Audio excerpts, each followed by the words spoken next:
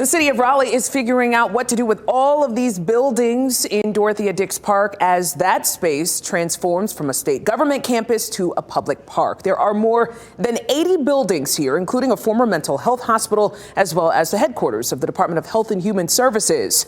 WRAL's Matt Tallhelm joins us live in Dix Park to show us the new plan for those buildings. Matt.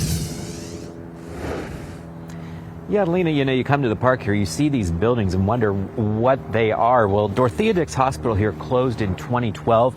Their lights are still on in some of these buildings. There are still offices. Others are vacant. Right now, the state spends about $10.5 million every year maintaining all of these buildings.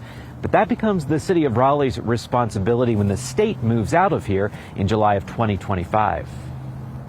This shuttered institution shows its age and decay in the rusted beams and weather-worn bricks. Because many of these buildings are in poor shape, don't have historic value, or don't fit into what is a future park. Nick Smith is chief of staff for the Dix Park Conservancy. The nonprofit is helping transform the former state hospital campus into what will become Raleigh's largest public park. This new building and infrastructure study looks at all 88 buildings on the Dix Park campus. It recommends demolishing 57 of them. The city wants to start with 11 cottages that once housed hospital staff.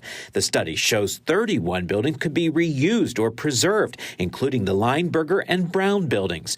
The demolition plan would clear 82 new acres of open space. Since this was a hospital campus, there's a lot of parking spaces, a lot of administrative spaces that are not as useful for a park context, so opening that up to green space is the goal. The Conservancy is already restoring these century-old stone houses. These are three historic buildings, some of the most significant buildings on campus. They will house the Conservancy's headquarters, park offices, and a visitor center with the first public restrooms in Dix Park. When I look at all these buildings, I see opportunity, the opportunity to bring them back to life. So City Council will take a look at this building and infrastructure study tomorrow and decide how to move forward with all of this. They will also hear about a possible way to pay for maintaining this campus once it becomes the city's responsibility. This park, all of it, would cost about $16 million a year to maintain. One idea is to increase the taxes on property owners right around here. That's something that's already done in the downtown area and Hillsborough Street area to support those parts of the city.